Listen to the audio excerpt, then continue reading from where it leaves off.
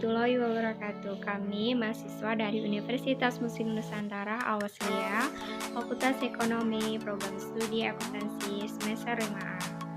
Di sini kami ditugaskan oleh dosen kami untuk menjelaskan materi mengenai obligasi.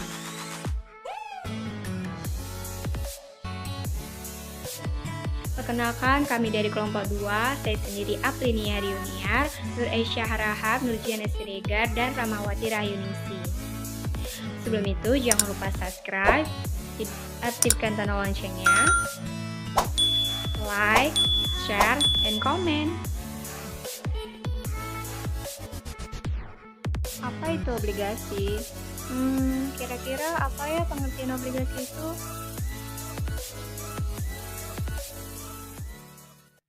Nah, obligasi merupakan surat tanda hutang jangka panjang dari emiten yang menerbitkan. Jangka waktu obligasi bervariasi, pada umumnya adalah jangka panjang sekitar 5-20 tahun. Jenis-jenis obligasi. Jenis-jenis obligasi.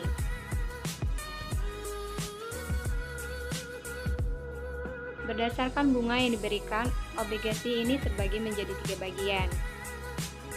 Yang pertama, obligasi sederhana. Yang kedua, obligasi dengan tingkat bunga pengembang. Yang ketiga, obligasi dengan tingkat bunga 0. Berdasarkan penerbitnya, obligasi terbagi menjadi 2 bagian. Yang pertama, obligasi pemerintah. Yang kedua, obligasi perusahaan atau korporat.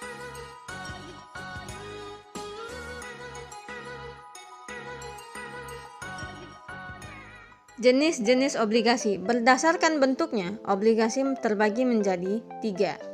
Yang pertama, obligasi atas nama atau register bond. 2. Obligasi atas unjuk atau bearer bond. 3. Obligasi tanpa sertifikat atau book entry bond.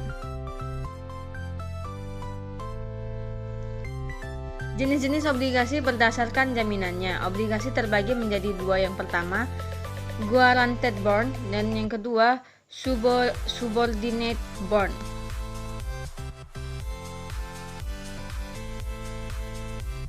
Risiko investasi di obligasi. Yang pertama, risiko default. Yang kedua, risiko likuiditas. Yang ketiga, risiko fluktuasi suku bunga. Yang keempat, risiko reinvestasi. Yang kelima, risiko penarik. Yang keenam, risiko inflasi. Yang ketujuh, risiko nilai tukar. Yang kedelapan, risiko politik. Yang kesembilan adalah internal rate risk.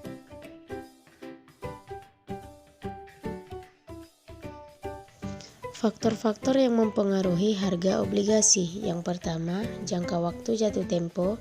2. Risiko tidak terima bunga dan pokok pinjaman. 3. Status pajak dari pembeli. Yang keempat, adanya provisi yang memungkinkan penerbit melunasi obligasi tersebut sebelum jatuh tempo. Yang terakhir adalah jumlah kupon.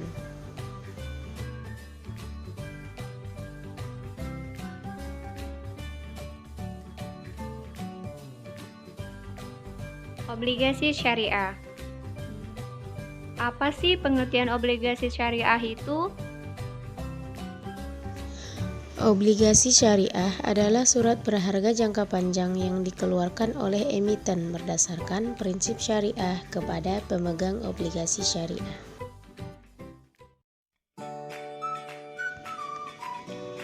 Sejauh ini obligasi syariah diatur dalam Fatwa DSN MUI, antara lain Fatwa DSN MUI nomor 32, DSN MUI nomor 9 tahun 2002 tentang obligasi syariah mudharabah, nomor 41 DSN MUI nomor 5 2007 tentang obligasi syariah ijarah, dan nomor 59 DSN MUI 5 2007 tentang obligasi syariah mudharabah konvensi. Di samping itu, pada tanggal 7 Mei 2008 disahkan Undang-Undang Nomor 19 Tahun 2008 tentang Surat Berharga Syariah Negara atau SBSN yang menjadi legal basis bagi penerbitan dan pengelolaan sukuk negara atau SBSN.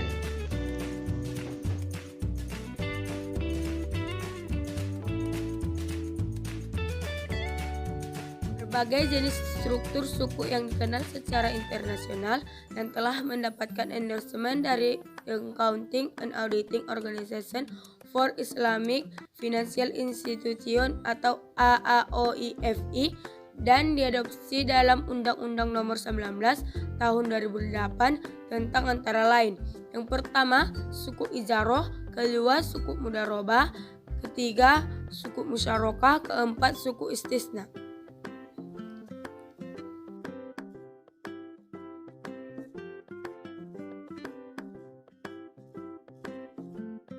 Di samping jenis suku tadi ada juga jenis obligasi syariah mudharabah konversi atau convertible mudharabah bond, yaitu obligasi syariah yang diterbitkan oleh emiten berdasarkan prinsip mudharabah dalam rangka menambah kebutuhan modal kerja dengan opsi investor dapat mengkonversi obligasi menjadi saham emiten pada saat jatuh tempo atau maturity. Yang pertama suku kooperasi, yang kedua SBSN.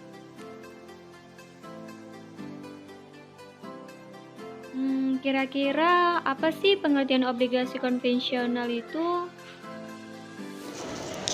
Obligasi dalam sistem ekonomi konvensional ialah surat berharga yang menjadi instrumen utang bagi perusahaan atau negara agar mendapatkan modal. Memahami mekanisme penerbit obligasi di pasar keuangan global.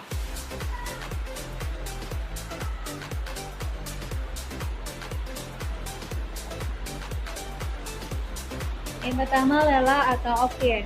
Memahami mekanisme penerbit obligasi di pasar keuangan global. Mekanisme lelang pada obligasi dilakukan untuk menentukan harga yang tepat dalam periode tertentu atau sampai jatuh tempo. Dalam prosesnya, Anda bahkan lembaga keuangan lain dapat mengajukan penawaran harga untuk obligasi pemerintahan.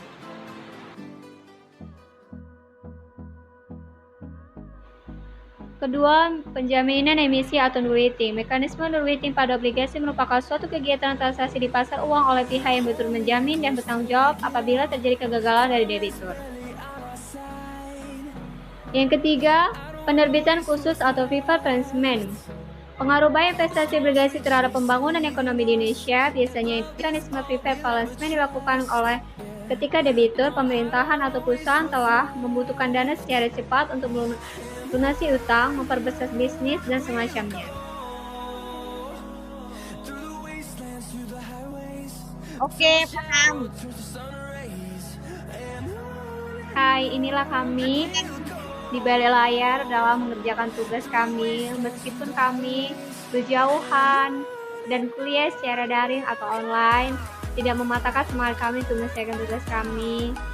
Semoga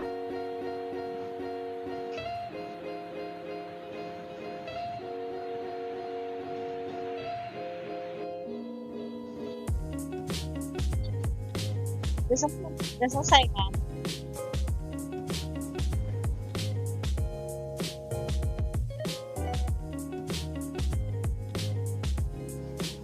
Oke.